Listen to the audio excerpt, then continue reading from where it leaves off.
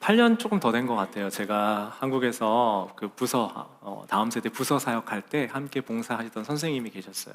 그분의 가까운 친구 한 분이 기독교 기업을 잘 다니셨는데 이제 승진도 잘 하고 다니다가 40대가 넘었을 때 해고가 되신 거예요. 해고가 된 뒤로부터 여러 가지 복잡한 상황들이 맞물리면서 마음이 많이 상하고 신앙을 지키지 못하기 시작하셨어요. 그리고 교회를 떠나셨습니다. 제 같은 부서에 계신 선생님이 이런 안타까운 상황들을 이제 함께 나누다가 제가 그때 갓 목사가 됐거든요. 근데 이제 복음의 이 열정에 불타 있는 제가 누구겠습니까? 더 어떻게 했겠어요? 한번 제가 만나보겠습니다 하고 만났습니다. 한 두 번 정도, 한두 번 정도 만났던 것 같아요. 그래서 같이 밥을 먹고 이제 세 분이 만나서 셋이서 같이 밥을 먹고 신앙적인 이야기들을 나누고 하나님에 대한 오해나 이런 것들을 제가 설명해 드리는 시간을 가졌습니다. 무척 잘 들으셨어요. 깊게 대화했고요. 그리고 심지어 적으면서까지 들으시기도 했습니다. 그래서 제 마음 안에는 어떤 기대와 하나의 상상들이 이제 자라가기 시작했어요. 뭐가 제 마음 안에 있었을까요? 그 나눴던 짧은 대화들로 하나님에 대한 오해를 풀고 교회로 다시 돌아오시는 거죠. 제가 담임은 아닐지라도 저희 교회로 오셔서 같이 신앙생활도 하고 제가 섬기는 봉사도 부서의 봉사도 같이 해주시는 꿈을 사실 제 안에 꾸고 그분을 만났어요.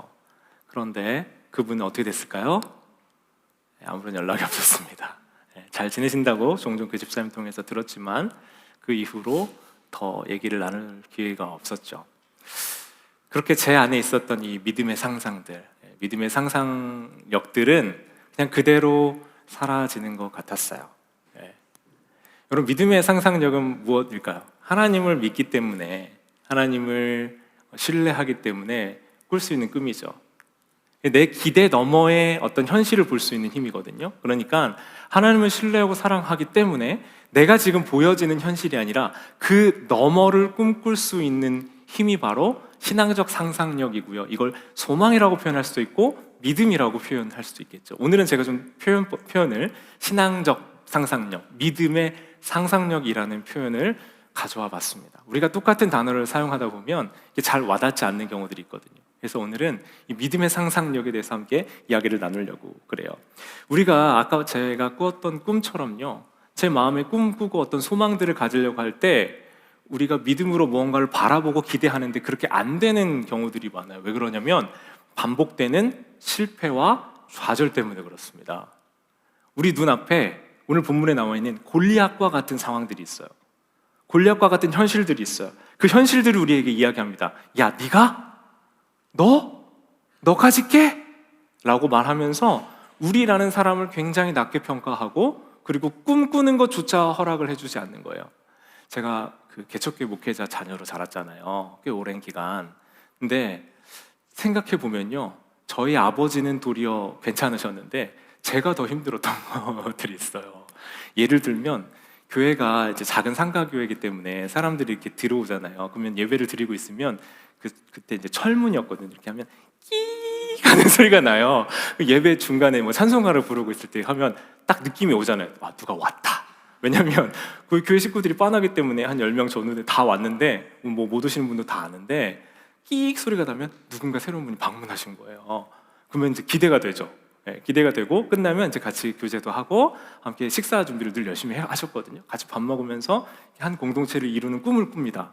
그런데 예배를 한참 드리고 이제 목사님이 축도를 하시잖아요. 축도 끝나기 전에 또 끼익 소리가 나요. 어떻게 된 거예요? 축도 끝나기 전에 떠나신 겁니다. 여러분, 예를 들면 우리 공간에요, 한 5명에서 10명 있다고 생각해 보세요. 누군가가 왔어요. 예배 함께 드렸어요. 아마 조용히 축도 끝나기 전에 떠나실 확률이 많습니다. 개척교회 존재 이유는요, 복음을 전하고 그 복음을 전한 그 대상들과 함께 신앙 공동체를 만들고 그분이 자라가며 하나님 나라를 함께 이루어가는 꿈을 꾸잖아요. 그러니까 개척교회가 존재하는 거죠. 그럼 믿음의 상상력을 갖지 못한 개척교회는 존재할 수가 없어요. 근데 제가 목회자도 아니었는데요, 모르겠어요. 제가 장남이어서 그랬는지 뭔가 아버지 목회가 잘 됐으면 좋겠고 또 저도 목회자를 생각하고 바라고 있기 때문에 우리 교회가 부흥했으면 좋겠는데 하는 꿈을 늘 꿨는데 그 꿈이 늘 좌절되는 경험들을 했습니다. 뿐만 아니라 목회자가 된 지금도 사실 저는 좌절해요. 어떤 좌절이 있을까요? 하나님 말씀을 전하고 하나님 말씀을 증거하고 이 말씀이 우리 사랑하는 성도들의 삶을 변화시키고 하나님 만나게 하는 그 말씀이 되기를 제 마음 안에 품고 소망하는데 현실에서 전혀 달라지지 않는 우리의 믿음의 현실, 삶들을 마주하는 걸 보는 건 굉장히 고통스러운 일들입니다. 지난 주일날 우리가 말씀 나누면서 어떤 말씀 나눴어요? 우리의 생업하고 소명에 대해서 나눴잖아요.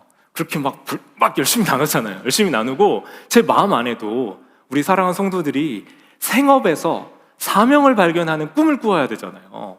근데 제 마음 안에 화요일 날 문득 제가 그 대화를 나눴던 어떤 자매의 상황이 생각이 나는 거예요. 그 자매의 소원은 뭐냐면 하루의 소원은 퇴근이고요, 일생의 소원은 은퇴예요. 그러니까 그 자매에게 과연 이 말씀이, 어제 주일에 전한 그 말씀이 어떻게 작용하고 어떻게 그 자매를 변화시킬지 사실 기대가 안 되는 거예요. 아니, 그냥 출근하기 싫은데 내 일에서 사명을 발견을 못 하는데 그 자매에게 전했던 그 말씀이 어떤 능력의 말씀이 돼서 그 삶에 변화를 주고 하나님의 역사하심을 볼 수 있을지 잘 상상이 안 됐어요. 그래서 제가 화요일날 제 방 어귀에서 제가 기도까지도 못 나가고요, 하나님 잘 기대가 안 되는데 어떡하죠? 하고 넘어갔어요. 여러분, 우리의 현실을 자꾸 좌절시키는 우리의 그 꿈꿀 수 없게 만드는 현실들이 있어요. 믿음으로 내가 하나님을 붙들고 믿음으로 나가고 싶은데 나를 자꾸 좌절시키고 절망시키는 좌절감을 주는 현실들이 있다고요. 거대한 골리앗과 같은 현실이 있어요. 오늘 본문을 보면요, 골리앗이 이스라엘을 향해서 40일 동안 소리를 쳐요. 여러분, 똑같은 소리도요, 아무리 좋은 소리도 40일 동안 들은다고 생각해 보세요. 사랑해를 40일 동안 들어요. 그래도 좋을까요? 네, 그건 좋을게요. 근데 여러분, 무시하고 조롱하는 소리입니다. 그리고 우리가 신뢰하고 사랑하는 하나님에 대한 조롱이에요. 사울의 부하 너희들 누구 한 명이라도 나와봐, 나랑 싸워보자. 그리하여 1대1로 겨루어서 이긴 사람이 진 사람들을 종으로 삼자 하고 무시하고 있는 겁니다. 고래고래 소리를 지르고요, 육중한 체구에서 무시합니다. 그러니까 이스라엘 백성들은 지금 압도됐어요. 상황 가운데 압도돼서 그 얘기를 들으면서 두려움 가운데 쭈그러져서 아무 말도 못하는 거예요. 여러분, 이런 상황들 제가 전에 얘기했나요? 제가 되게 인상 깊게 본 장면이 하나 있는데, 블랙박스에 찍힌 세상을 제가 우연히 하나 봤는데, 누가 운전하다 보면 이렇게 끼어들게 하고 되게 기분이 나쁘잖아요. 그게 왜 그러냐면 사실 내가 안전에 대한 욕구가 있어서 내 안전을 침범하는 사람이 오면 그게 그렇게 화가 나는 거래요. 근데 누가 운전하다가 되게 화가 났어요. 근데 이 사람에게는 분노 조절 장애가 있어요. 그래서 어떻게 했냐면 이 앞차를 앞질러가지고 킥 해가지고 딱 멈춰 세웠습니다. 그래가지고 문을 팍팍 차고 나왔어요. 근데 그 차는 작았는데 그 뒷차에 있던 사람의 체구가 너무 큰 거예요. 한 190대는 체격이 너무 좋아서 문을 딱 달고 이 사람이 나와서 왜요? 하고 나왔는데, 앞에 있던 사람이 왔다가 운전을 안전하게 하셔야지 하고 조용하게, 자기체로 조용하게, 분노 조절 장애자가 분노 조절 잘해로 바뀌는 그런 상황을 봤거든요. 왜 분노 조절이 갑자기 잘해진 거예요? 왜 갑자기 잘해요? 눈앞에 자기의 체구를 월등하게 압도하는 그 골리앗과 같은 현실, 이 사람 주먹 한 방에 맞으면 난 큰일 나겠다는 그 현실이 이 사람의 장애를 치료해주고, 현실을 자각하게 해준 거죠. 그래서 자기 자리로 안전하게 돌아가 운전하고 가는 그 차의 모습을 봤습니다. 이스라엘 지금 뭐 하고 있어요? 분노 조절을 너무 잘해요. 골리앗이라는 현실이 우리 눈앞에 있을 때 우리는 압도당하는 경험을 한다는 거예요. 오늘 본문에 보면요, 오늘 우리가 읽지 않았지만 앞에 보면 다윗이 음식을 가지고 군대에 있는 형들에게 음식을 좀 갖다 주려고 심부름을 받아서 옵니다. 기름 부음 받은 왕이에요. 기름 부음을 받았어요. 아직 왕이 안 됐습니다. 여전히 목동이었어요. 양을 치는 목동으로 살다가 아버지의 명령을 받고, 아버지의 명령 받은 그 음식 가지고 형들에게 음식 갖다 주러 온 죄밖에 없어요. 근데 그 첫째인 엘리압이 동생 막내인 다윗에게 고래고래 소리를 지르면서 막 뭐라고 그래요. 야, 이 고집센 녀석아, 네가 지금 들판에서 양 지켜야지. 그 양들은 어떻게 하고 여기 왜 왔느냐? 너 지금 싸움 구경하러 왔지? 하고 버럭버럭 소리를 질러요. 자, 엘리압이 지금 골리앗 앞에서 말 한마디 했어요, 안 했어요? 한마디도 못해요. 누구한테는 큰 소리십니까? 다윗, 자기보다 훨씬 체구가 작고 약해 보이는 사람에게 큰 소리칩니다. 그럼 잘 보시면 우리 모습이 이렇지 않아요? 뭔가 힘이 있고 우리를 압도하는 강력한 무언가가 있는 대상 앞에서는 약해지고요, 내가 함부로 할 수 있겠다라고 생각하는 약한 대상 앞에서는 내 큰 목소리 낼 수 있는 것. 왜 이러는 거예요? 세상이 우리에게 알려준 바예요. 야, 현실은 그래. 이렇게 하면 넌 누군가에게 강한 소리를 낼 수 있고 큰 소리 낼 수 있어 라고 세상이 얘기해 주는 거예요. 그러니까 이것을 계속 습득하고 학습하다 보니 나도 그렇게 당한 대로 누군가에게 그렇게 하겠다 하는 거죠. 엘리압은 지금 두려움 앞에서 아무 말도 못하고 전쟁터 싸움터 나갈 수 없어요. 그런데 다윗이라는 이 작은 자기의 힘보다 월등하게 약한 대상을 보았을 때 그는 그의 모든 감정과 분노를 쏟아서 그에게 말할 수 있는 대상이 됐다는 거예요. 여러분, 오늘 이 본문을 보면서 다윗은 생각이 없었을까요? 다윗은 아무 생각이 없어요? 다윗은 현실을 못 봐요? 그런데 왜? 전쟁터로 왜 나간다고? 자기가 싸우겠다고 왜 얘기하는 겁니까? 다윗도요, 눈앞에 보여지는 현실이 보여요. 골리앗이 조금 커요? 오늘 본문에 보면 이제 그 이스라엘의 도량 단위가 지금처럼 피트나 미터로 정확하게 도량되어 있지 않아요. 그러니까 여기서부터 팔꿈치부터 팔끝까지의 길이를 기준으로 이렇게 얘기하는 거예요. 그러니까 오늘 본문에 나와 있는 또 사본마다 약간의 그 차이가 있습니다. 지금으로 학자들이 계산해 보니까요, 최소 2m 그리고 최대 3m예요. 그러니까 2m에서 3m 되는 거구가 눈앞에 서서, 그 당시로 말하면 다윗의 그 설명이 어떻게 되어 있냐면, 그가 가지고 있는 장구류들과 그 무거운 장구류들을 배달하면서 들고 다니는 시중 드는 사람이 있을 정도로 최첨단 무기를 가지고 이 엄청난 풍채를 가지고 이스라엘 적군들을 향해서 서 있는 사람이 골리앗이었기 때문에 다윗도 그걸 못 봤을 리가 없죠. 그죠? 눈앞에 현실이 당연히 보여요. 골리앗의 거대함이 보인단 말이에요. 여러분, 제가 지금 키가 180이 조금 안 되기 때문에 한 2m 정도는 이 정도 되겠죠? 네, 더 될까요? 네. 2m, 최소 2m예요. 바꿔서 생각해 보세요. 저희 아들 진유가 지금 한 이만 하거든요. 잘 크고 있어요. 이제 진유가 돌 주머니, 호주머니 넣고 갑옷 안 입고 아무것도 투구도 안 쓰고 아무것도 안 입고 그냥 전쟁터에 나온 거예요. 저는 온 무장을 다 하고 칼, 창, 투창까지 준비하고 완벽한 무장 상태로 서 있었습니다. 근데 어린애 하나가 이렇게 와서 생각해 보세요, 여러분. 진유보다 좀 더 작을 거예요, 비율적으로 보면. 진유가 서가지고 이렇게 싸우자고 왔어요. 제 마음속에 제가 상상해 봤거든요. 야, 네가 돌? 그걸로 네가 뭘 할 수 있는데? 라는 마음이 골리앗 안에 있었을 겁니다. 그러니까 오늘 본문을 보면 골리앗이 앞으로 걸어갔거든요. 가서 에휴 하면서 이렇게 딱밤 한 대 딱 때려도 거의 기절할 정도가 됐을 거예요. 그러니까 골리앗이 움직여 앞으로 나왔다는 거예요. 생각해 보면 그 모습이 너무 작고 초라하고 귀여워 보일 것 같지 않아요? 야, 너 장난하냐? 그러니까 좀 화도 났겠죠. 너 지금 장난하니? 너 지금 장난해? 너 지금 뭐 하는 거야? 이스라엘이 맛이 갔구나, 지금 정신이 나갔구나 하면서 비웃으면서 앞으로 걸음을 옮겼을 거라고요. 그런 상황에 다윗이 지금 주목하고 있던 건 뭐예요? 다윗이 주목하고 있는 건 17장 45절에 나와 있습니다. 골리앗은 창, 칼, 투창을 들고 넌 나에게 나왔지만 내가 나온 힘은 만군의 주님의 이름을 의지하고 너에게로 나왔다라고 말씀하고 있어요. 그가 의지하고 있는, 다윗이 현실을 안 본 게 아니고요, 정확하게 보고 있어요. 골리앗이 가지고 있는, 그가 자랑하고 있는, 지금 미국이 최첨단 무기를 자랑하듯이 그 당시에 첨단 하이테크 무기, 가장 강력한 힘을 가지고 서 있는 골리앗을 정확하게 봤다고요. 현실을 외면한 게 아니에요. 현실을 정확하게 봤어요. 그리고 나서 그 앞에 섰는데 그가 의지한 건 눈에 보이는 현실이 아니라 만군의 여호와의 이름이라는 거예요. 그가 47절에서 이어서 이렇게 얘기하거든요. 17장 46절. 그가 가지고 있는 마음 안에 그 믿음이 있어요. 기대가 있어요. 상상이 있어요. 주님께서 너를 나의 손에 넘겨주실 거야 오늘. 그리고 내가 너의 목을 베서 블레셋 사람들의 그 죽음을 그 세상 모든 이스라엘의 하나님이 계시다라는 걸 세상이 다 알게 할 거야. 47절.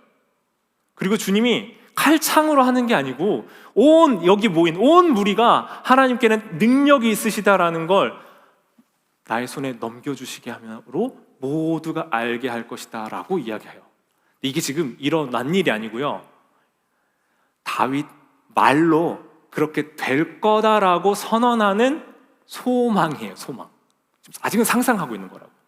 그렇게 될 거야 라고 상상하고 있는 거라고요.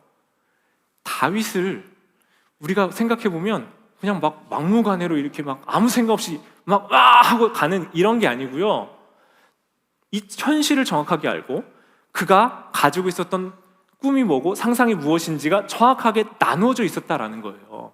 그게 45절하고 46, 47절의 차이예요. 45절은 현실을 얘기하고 있지만 46, 47절은 미래에 일어날 상상을 이야기하고 있는 거라는 거죠. 여러분, 좀만 지나면 진유가 저보다 힘이 좀 더 세질 거예요. 그렇죠? 저는 아마 그 앞에서 깨갱할 겁니다. 눈치 보면서 그래 진유 하면서 아마 무서워하게 될 겁니다. 근데 지금은 당장은 그게 제 눈앞에 아직 보이지 않거든요. 보이지 않죠. 여러분, 우리가 눈앞에 보이지 않는다는 걸 인지하고 받아들인다는 게 쉽지가 않습니다. 골리앗을 지금 보면서 무시하고 웃고 있는 이유가 그거예요.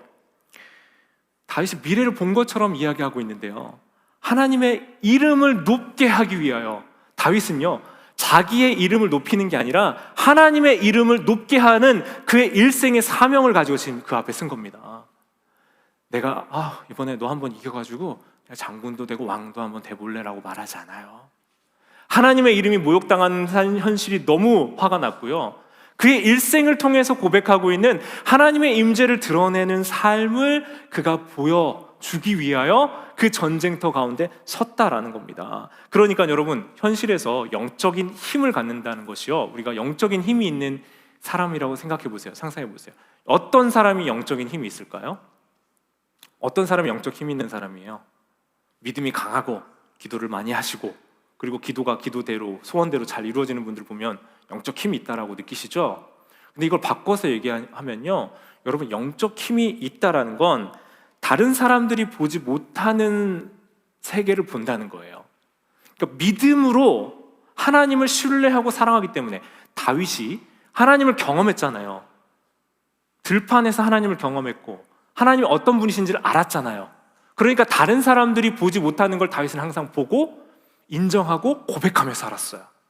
그러니까 그 들판에서 살았던 믿음의 경험들, 그런 영적인 상상력이, 믿음의 상상력이 있는 사람이기 때문에 그 눈앞에 보이는 현실 말고 현실 너머에 있는 믿음의 세계를 보고 그것을 자기 것으로 고백할 수 있었다라는 거죠. 사랑하는 여러분, 그래서 현실, 영적 힘을 갖는다는 건 우리 안에 믿음으로 현실 너머의 세계를 보는 힘, 그 상상력을 가지고 있는 사람을 뜻하는 줄 믿습니다. 자, 근데 오늘 여기서 우리가 이 본문을 계속 이렇게 보다 보면 하나 주목하게 되는 대상이 있어요. 자, 우리를 이 본문 속으로 여러분 들어가 봅시다. 뿅 하고 이제 오늘 예배 후에 집에 가서 묵상을 한다고 생각해 보세요. 오늘 내일 아침에 일어나서 다시 한번 다 이 본문을 묵상해요. 우리는 이 본문을 보면서 누구에게 자기 자신을 투영해서 보겠습니까? 묵상할 때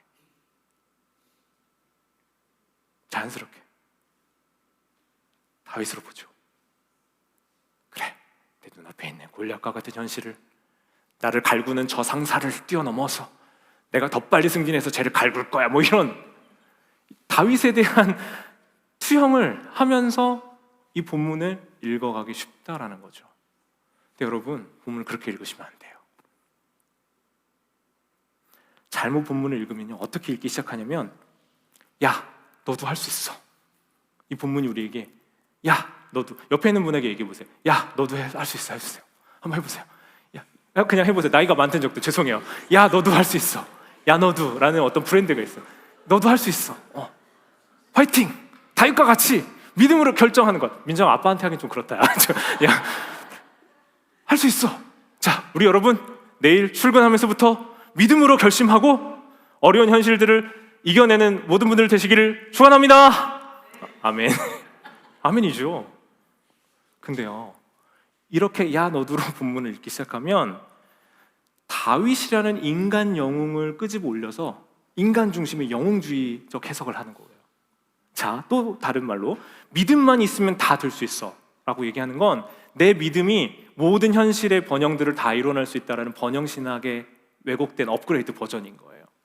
또 한편으로 긍정적으로, 그래 다윗처럼 긍정적으로 상상해야지. 꿈을 꾸면 돼. 맞아. 이게 얼마나 브레인스토밍을 해서 내가 저거 될 거야, 할 수 있어 라는 것이 우리를 얼마나 정말 그렇게 만들어줄 수 있는지 긍정주의를 가져야 돼 라고 하는 건 정말 이 세상이 말하는 세속적 긍정주의랑 다른 게 하나도 없는 거예요. 본문을 그렇게 읽고 끝나면 여러분, 이 본문이 우리에게 세상이 말하는 자기개발, 요즘 잘 나와 있거든요. 영상, 좋은 영상들 굉장히 많아요. 동기부여 영상들 굉장히 많아요. 그거랑 다를 게 하나도 없어요. 할 수 있어요 여러분? 화이팅! 오늘 아멘. 화이팅! 그 영식원사 화이팅! 네, 다 할 수 있어요. 뭐 집 다 때려 붙이고 새로 만들 수 있어요. 고칠 수 있어요. 네. 여러분, 이렇게 본문을 읽으시면 안 된다는 거예요. 사무엘서는 인간의 실패와 하나님의 역사, 약속을 다루는 책이에요.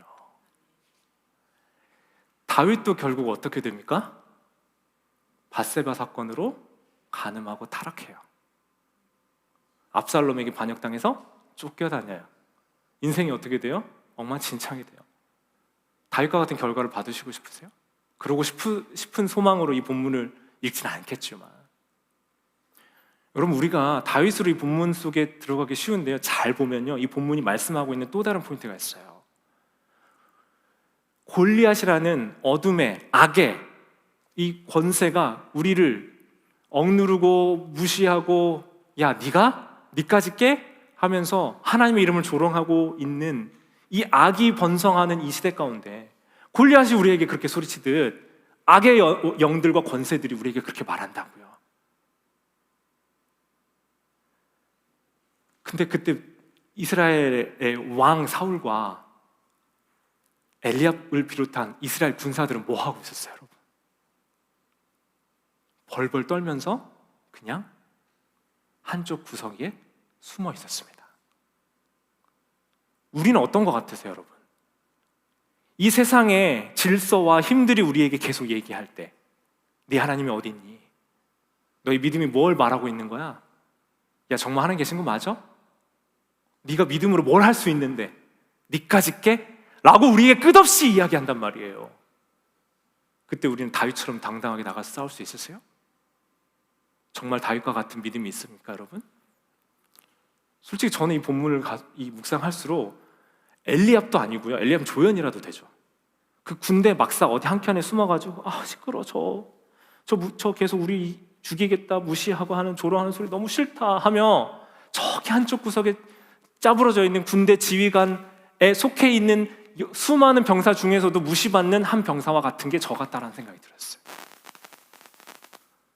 아무 말 못하고 그냥 모른 척하자, 나 모른다, 안 들린다 하고 숨어있는 병사와 같다라고 느꼈다고요.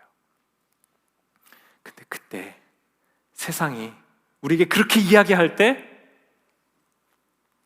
이 싸움은 대표자의 싸움이에요. 그죠? 이스라엘 전체를 대표하는 한 사람과 블레셋 전체를 대표하는 한 사람의 싸움이라고요. 뭐 하자는 거예요?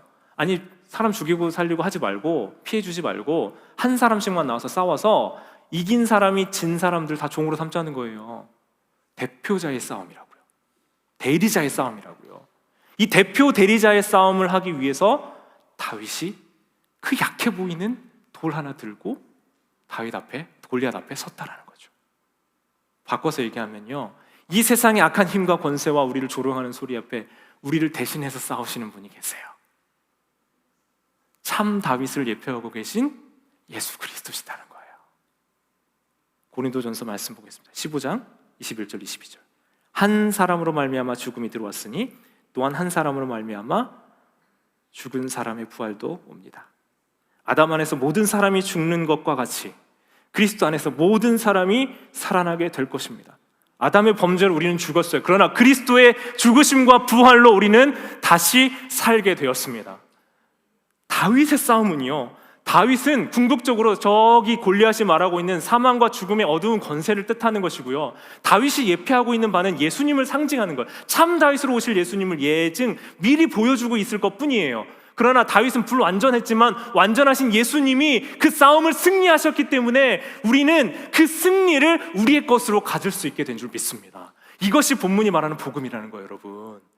내가 힘을 다해서 잘 싸워서 내가 다윗이 될 수 있어, 다 할 수 있어가 아니고요, 우리를 대신해 싸우시는 그 장수이고 승리자이신 예수 그리스도께서 우리의 구주이시고 아버지시다라고 오늘 우리에게 말씀해 주신 줄 믿습니다. 오늘 본문에서 이걸 보지 못하면요, 다윗처럼 무기력해 보이는 돌멩이 하나를 들고 있으나 그러나 십자가의 복음으로 원수를 이기신 그 예수 그리스도의 승리를 우리 것으로 갖기가 어렵게 되는 거예요. 그럼 뭘 가지고 돌아가실 거예요, 여러분? 사랑하는 여러분, 예수님은 그 힘없고 무력해 보이는 그 십자가의 복음으로 원수를 이기신 줄 믿습니다. 그래서 우리는 다윗이 아니에요. 우리는 벌벌 떨고 있던 그 병사 중에 한 사람 같은 인생입니다. 40일 침묵할 수밖에 없었어요. 다윗의 승리는 일시적이고 순간적이지만 예수님의 승리는 십자가에서 다 이루신 온전한 승리인 거예요. 그래서 로마서 8장 37절, 그러나 우리는 이 모든 일에서 우리를 사랑하여 주신 그분을 힘입어서 이기고도 남습니다. 내가 이기는 게 아니라 그분을 힘입어서, 다윗이 고백한 것처럼 참으로 그분께서 나를 도와주시면 적군을 쫓아갈 수 있고 저 성벽을 넘을 수 있습니다라는 고백이 우리 안에 회복될 수 있을 줄 믿습니다. 사랑하는 여러분, 그래서 우리 눈앞에 보여지는 현실 너머의 세계를 보는 믿음의 상상이 여러분 회복되셨으면 좋겠어요. 제가 아까 처음에 말씀드렸던 그분 사실 저도 있죠. 그리고 8년 이상의 시간이 지났기 때문에 제가 연락하는 관계는 아니었지만 그 선생님을 통해서 연락을 지난주에 받았어요. 메시지를 이렇게 받으셨더라고요. 받은 메시지를 제가 그 모자이크를 좀 해가지고 가져왔어요. 그 밑에 중간 이유 보세요. 지난 수요일부터 부대 내에 있는 교회에 다니기 시작했어. 찬송가 부르는데 눈물이 나면서 그 집사님하고 제 이름이 나오더라고요. 제가 이 연락을 받았는데 눈물이 앞으로 이렇게 왈칵하고 쏟아지더라고요. 저는 어쩌면 그때 그렇게 믿음으로 상상하고 그렇게 꿈을 꾸고 그리고 나서 저는 이루어지지 않으니까 그냥 잊었는지도 몰라요. 근데 그 집사님 얘기를 통해 들어보면 그분은 그때 제가 부족한 입술로 전했던 그 말들을 정말 거의 다 기억하고 계신대요. 제가 생각했던 믿음의 상상의 시간은 곧바로였죠. 그런데 8년의 시간이 지나고 난 뒤에 저의 믿음의 상상이 현실이 되는 걸 보았습니다. 제가 화요일 날 마음이 어려워서 기도조차까지도 안 가고 하나님께, 하나님, 제가 과연 전한 그 말씀이 능력으로 그 삶을 변화시키는 말씀이 될 수 있을까요? 이틀 후에 제가 그 분을 어떤 그 양육하면서 나눔하면서 얘기를 들었어요. 전혀 제가 생각하지 못했던 방식으로 자기 일터에서 하나님이 관계 가운데 말씀하시는 것을 깨닫기 시작하고 그 안에 작은 변화들이 있기 시작했는데 그걸 느끼는 순간 어떤 다른 동료를 통해서 주시는 하나님의 메시지를 발견하고 이제 내가 그걸 다시 찾고 회복하는 과정을 시작했다는 거예요. 자, 그 얘기를 듣는데 저의 믿음 없음과 나의 연약함을 직면함과 동시에 너무 감사했습니다. 말씀을 증거하면서 저도 사실 여러분, 이 말씀이 여러분에게 여러분을 살리고 하나님의 진리를 증거하는 말씀이 될까? 정말 그렇게 되길 소원하면서도 반신반의 반은 믿고요, 반은 정말 그렇게 될까 하는 마음도 솔직히 있어요. 그러나 그 믿음의 상상에 의지하여, 하나님을 의지하여 여러분에게 오늘도 담대하게 하나님의 말씀을 전하길 원합니다. 하나님의 그 살아있는 말씀, 우리의 영혼을, 우리의 혼과 골수를 쪼개는 그 말씀, 여러분의 존재를 존귀히 여기시고 이미 다 이루신 생명사건 안에 초대하신 그 복음의 사건이 여러분의 삶에 찾아오길 원합니다. 우리 눈에 보이는 현실들은 안 그렇다니까요. 제가 물어봤어요. 얘기해도 되냐고 물어보고 지금 이건 얘기하는 거예요. 우리 교회 다니다가 2년 다녔는데 딴 데 가신 분 있어요. 딴 가족 교회, 딴 교회가 아니라 딴 오하이오의 타주 아니지, 타 도시 간 가정이 있어요. 누군지 알겠죠? 벌써 지금 물어보고 하는 거예요. 클리브랜드 간 집 거기 2년 우리 교회 다녔는데 마음이 많이 열렸는데 아직 예수님을 인격적으로 받아들이지 않은, 제가 사실 마음이 너무 아쉬웠어요. 내년쯤 되면, 내후년쯤 되면 세례도 주고 예수님 구주로 영접했으면 좋겠다. 계속 기다렸거든요. 근데 그냥 갔어요. 보내는 마음이 제가 좋았겠어요. 근데 잘 지내다가 근래에 연락이 왔거든요. 그 집주인이 있고 그 집에 새들어 살잖아요. 집주인이 이제 미국 사람이에요. 미국 사람인데 집주인이 PK래요. Pastor's Kids래요. 그래가지고 너무 좋은 사람인데 자기한테 성경 공부를 가자고 그러더래요. 근데 주저하다가 이제 영어로 된 성경 공부를 나가면서 이제 가기 전과 갔다 와서 얘기를 주셨는데 너무 좋았대요. 내가 2년 동안 얘기했는데 그때는 못 알아듣고 영어로 네. 예수님, 내가 얼마나 깨어진 존재인지와 뭐 여러 가지들 하나님 앞에서 깨닫는 시간들이 됐다는 거.